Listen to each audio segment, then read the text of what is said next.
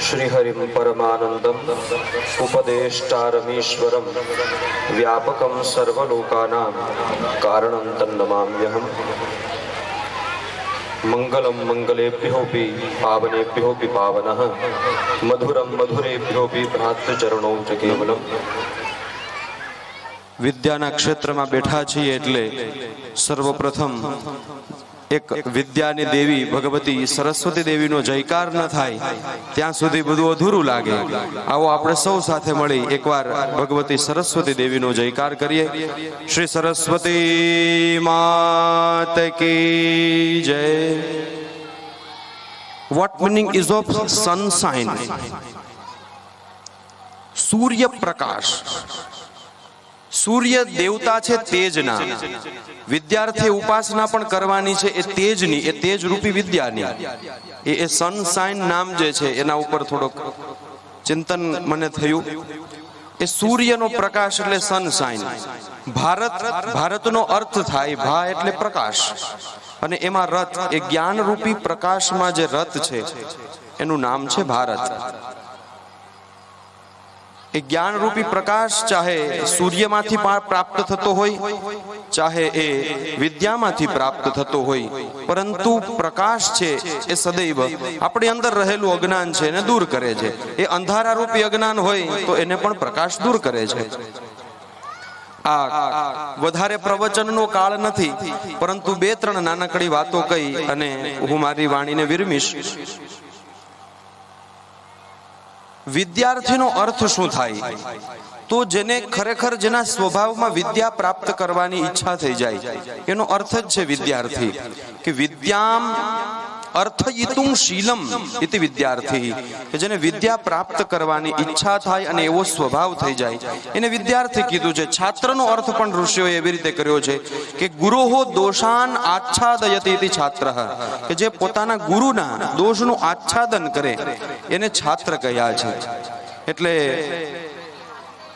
સા વિદ્યાયા વિમુક્તયે, ઋષિઓએ તો કહ્યું છે કે વિદ્યા એ જ સાચી કે જે મુક્તિ અપાવે। પરંતુ પ્રવર્તમાન કાલ જ્યારે ઉપસ્થિત થયો છે ત્યારે અંગ્રેજીના રૂપમાં પણ આપણે આ વિદ્યાઓ આધુનિક યુગમાં ભણવી અનિવાર્ય બની છે।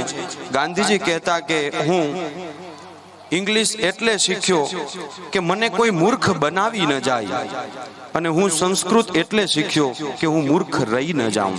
એટલા માટે આ સ્કૂલનો એક આનંદનો વિષય એ છે કે આપણે અંગ્રેજી માધ્યમ, તો કે અંગ્રેજીના માધ્યમથી પણ એન કેન પ્રકાર એના બાળકોમાં સારા સંસ્કાર પડે। હું જોતો હોઉં સોશિયલ મીડિયાથી કે આ સ્કૂલની અંદર વિવિધ ધાર્મિક કાર્યક્રમો પણ થાય છે અને બાળકો ધર્મથી પણ જોડાય છે। અને આ સમયે જસુભાઈ અને એમના સંપૂર્ણ મંડળને, એમના સ્ટાફને પણ હું વિનંતી કરીશ કે યથાસંભવ એવો પ્રયાસ રહે કે આ સ્કૂલની અંદર તમે જે ઉત્સવો કરો છો ખૂબ સરાહનીય છે, પણ આપ આપતા જ હશો પણ ગીતાજીનું જ્ઞાન થોડું થોડું સરળ ભાષામાં પણ બાળકો સુધી જો પીરસવામાં આવે તો આપણી સંસ્કૃતિ છે, આપણો ધર્મ ગ્રંથ છે એ ઉજાગર થશે। કારણ કે બધા જ ધર્મનું મૂળ ગીતાજી છે। આપણે વિદ્યાર્થીને માત્ર અભ્યાસક્રમ જ શીખવીએ તો એ એટલું સરાહનીય નહીં બને, કારણ કે આપ તો એવું થતું જ નથી। આપ સૌ સર્વાંગીણ વિકાસ કરી રહ્યા છો જે આપને આપણા કાર્યોને જોતા લાગી જ રહ્યું છે। પરંતુ એન કેન પ્રકારે પણ આપણા લોઢવા ગામની અંદર આવેલો બાળક થોડા શ્લોક, 2-4 શ્લોક પણ જો ગીતાજીના બોલશે તો આ આપણી લોઢવાની ધરાને પવિત્ર કરશે। વધારે સમય ન લેતા એટલું કહીશ કે વિદ્યા તો છે જ, જે કોર્સ આપણે ભણવાનો છે તો છે જ, પરંતુ વિશેષ જે વિકાસ આ સ્કૂલની અંદર થઈ રહ્યો છે તો એમાં ઋષિઓએ કહ્યું છે સાહિત્ય સંગીત કલા વિહીન સાક્ષાત પશુ પુચ્છ વિષાણહીન, જે સાહિત્ય સંગીત અને કલા વગરનો છે એ વ્યક્તિ ખરેખર પૂંછડી વગરનો પશુ છે। પરંતુ અહીંયા વિદ્યા જે મૂળભૂત અભ્યાસક્રમની સાથે સાથે અન્યાન્ય પ્રવૃત્તિઓ પણ થઈ રહી છે, બાળકના સર્વાંગીણ વિકાસ માટે કાર્ય થઈ રહ્યું છે અને જસુભાઈ અને એમની ટીમ દ્વારા આ કાર્ય થઈ રહ્યું છે, ખૂબ સરાહનીય છે। એટલે આ સૌ સરસ્વતી ઉપાસકો, વિદ્યાર્થી મિત્રો પણ અહીંયા ઉપસ્થિત છે, એમના વાલીઓ પણ ઉપસ્થિત છે, ગામના વડીલો પણ ઉપસ્થિત છે, પૂજ્ય ગુરુજી પણ ઉપસ્થિત છે। આપ સૌની ઉપસ્થિતિમાં ભગવતી સરસ્વતી માતાજીને માતાજીને એક બ્રાહ્મણ તરીકે એવી પ્રાર્થના કરું કે આ સ્કૂલની અંદર આવતા પ્રત્યેક બાળકના મસ્તિષ્કની અંદર જેમ સનશાઇન તમે નામ આપ્યું છે એવા સૂર્ય રૂપી એ જ્ઞાનના પ્રકાશની અભિવૃદ્ધિ થાય અને એ જ્ઞાનનો પ્રકાશ માત્ર લોઢવા ગામમાં નહીં પરંતુ સર્વત્ર ફેલાય અને એ આપણા આ લોઢવા ગામનું નામ રોશન કરે. હું એક વાત મને ખૂબ ગમી, એન્કર ભાઈએ જે વાત કરી છે કે જેમને આર્થિક સમસ્યા છે, જેમના માતા પિતા નથી એવી કોઈ સમસ્યા છે, એમના માટે થઈ અને અહીંથી વિદ્યાનું દાન થઈ રહ્યું છે.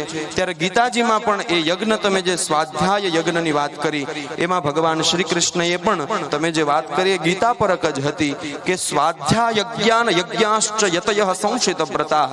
ભગવાન કહે છે કે સ્વાધ્યાય રૂપી જો કાર્ય થતું હોય તો એમાં અગ્નિની આવશ્યકતા નથી. બસ એ અગ્નિ એટલે વિદ્યાર્થીનું મસ્તિષ્ક અને અહીંથી જે યોગદાન અપાય છે બસ એ જ જવતલની આહુતિ બની જાય અને પછી એ અગ્નિમાં પડે, એ વિદ્યાર્થીમાં પડે અને એ વિદ્યાર્થીનો ધૂમ્ર છે, એ અગ્નિ છે, એ ચારેકોર ફેલાય અને એ ધૂમ્રથી દેવતાઓ પ્રસન્ન થાય. એના માતા પિતા પણ આ જોઈને પ્રસન્ન થતા હશે અને આવા અનેક બાળકો જો અહીંયા અભ્યાસ કરતા હશે તો એમના માતા પિતાઓ પણ જસુભાઈ આપના ઉપર નિસંકોચ હું કહી શકીશ કે આશીર્વાદ વરસાવતા હશે. અને વિદ્યાની સાથે આવું સત્કાર્ય આપ દ્વારા થઈ રહ્યું છે એ ખૂબ સરાહનીય છે. અને હું એક બ્રાહ્મણ તરીકે આપણા ગામના એક બાળક તરીકે હું એવી શુભકામનાઓ વ્યક્ત કરું છું. ભગવાન શ્રી કૃષ્ણચંદ્રના ચરણોમાં પ્રાર્થના કરું છું કે સદૈવ આ સ્કૂલ છે એ આગળ વધે, સ્કૂલના બાળકો ભણનારાઓ છે એમાં આ સનશાઇન એટલે સૂર્યરૂપી જ્ઞાન એનો તેજ છે એ વધે એવી પ્રાર્થના કરી હું મારી વાણીને વિરમું છું. નમો નમઃ.